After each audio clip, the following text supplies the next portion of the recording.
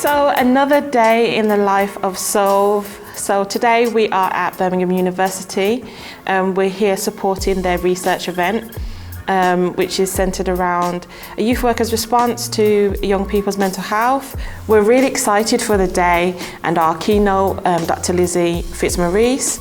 We're really excited to hear from the students here at BCU and their placements that they've undertaken this current year, and generally just the conversations that develop from the workshops.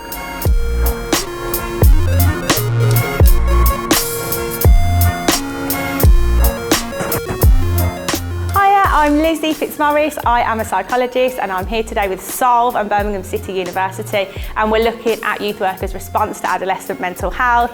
I'm really lucky I get to be their keynote speaker for today. I'm going to be helping the youth workers have a better understanding of adolescent mental health, what the issues they face working with youth violence, and given that adolescents who come into the youth services are 3 times more likely to have mental health problems, I think it's going to be a great day and I hope I can inspire them to learn more and support the young people they work with. They do a fab job, so I hope that we can support them all today. Hello, I'm Dr. Sangeeta Soni and I'm the course leader here on the Youth Work and Communities programme at Birmingham City University. I want to welcome you today to this amazing first event that we're having, which is actually exploring youth workers' responses to young people's mental health. Youth workers who work with young people, and we're actually exploring the sort of mental health issues that they encounter in the young people that they work with. So adolescent mental health kind of just set the scene really for you. So prior to the pandemic, we think there's about 20% of young people has at least one mental health diagnosis, so kind of a 1 in 5. But what we know is that kind of 83% of those young people feel like the pandemic has really affected their mental health. 3 or 4 referrals a year for children who were kind of killing their parents, whereas actually that's coming monthly. We're getting monthly referrals now, and I'm sure as youth workers you're seeing how the risk has changed and really escalated. So it's not uncommon now every month for us to get a referral for a child who has tried to or has killed their parents or their siblings.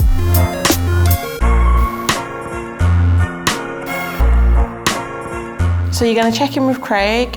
He's currently delivering for the Children's Society and wrapping up our anti-racist programme. He can update you on how that went and all the exciting things that Solve have planned over the next 6 months.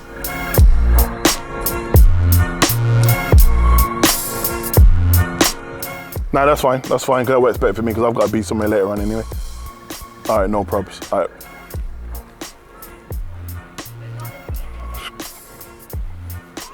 Meetings after meetings after meetings, man.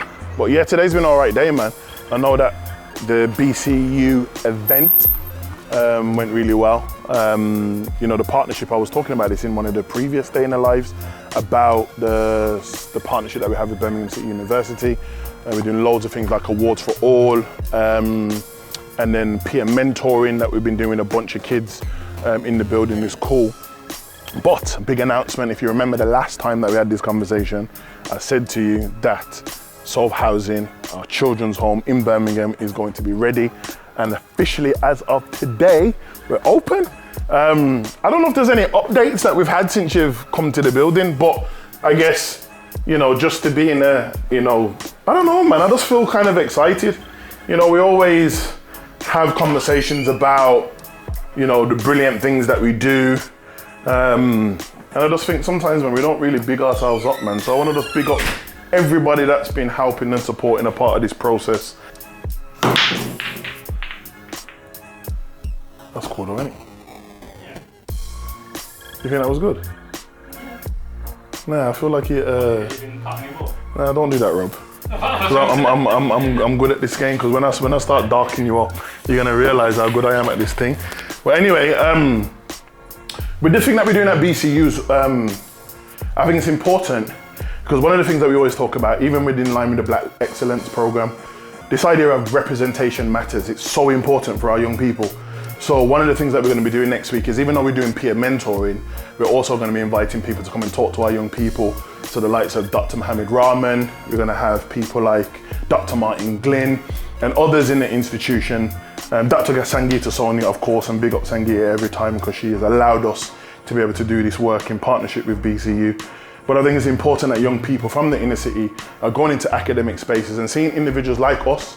You know, we dress a certain type of way, we're keeping our integrity, you know, and we represent the youth culture in different types of aspects, but academic at the same time. And it's mad because when we did surveys around young people in higher education, many of them said that they wouldn't have thought about going into a university that's literally 5 minutes away from their houses.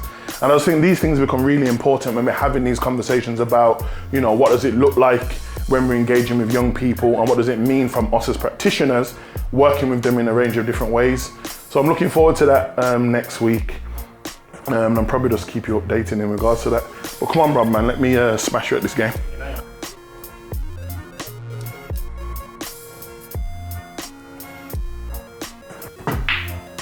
Hey. Jolting. Come on.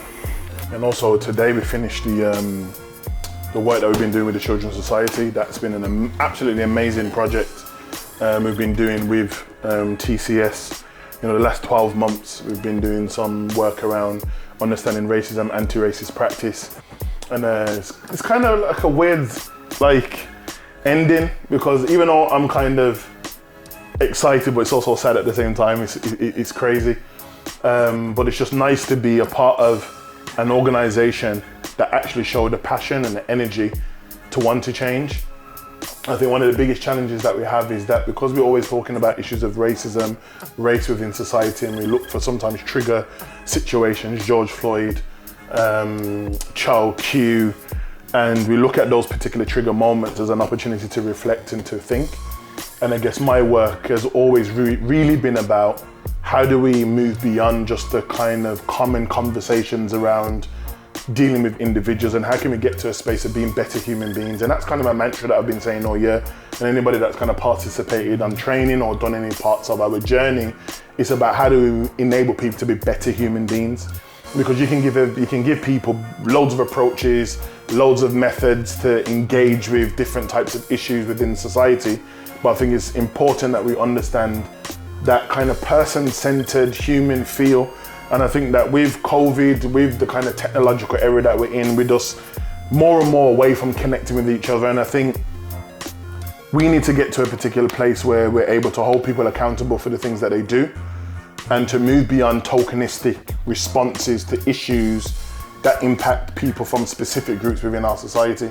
And I have to just shout out, you know, people like Liz Pemberton and other people around the city that are also doing remarkable work around these particular issues. Because it's important, man, it's important. And I think if we don't do it, it's just gonna be left for another scenario and situation to happen. And I think following the last case that we know of in the West Midlands, where sadly another black child was subsequently murdered by a group of white males, it just really kind of puts that kind of energy into the world again about how important this work is. And I always look at it as, if it's not necessarily for me, then I have to think about my own children. I have to think about, well, where do they sit in society? And they grow up in an environment where people are potentially going to mistreat them simply because of the colour of their skin and not because of their talents and their attributes. So we all have to be part of this work. And it's the same with serious youth violence. We can't sit on the sidelines no more, because every week I hear family members that work within this field talking about their little brothers, their cousins, and even yesterday somebody told me that somebody got shot from the local community. And it just feels like, with all the stuff going on in the government, with all the stuff going on in the society, in the community, we have to take a position and we have to take a stance. But as you know, I'm excited. You know, Solve Housing, our first home, is going to be one of many.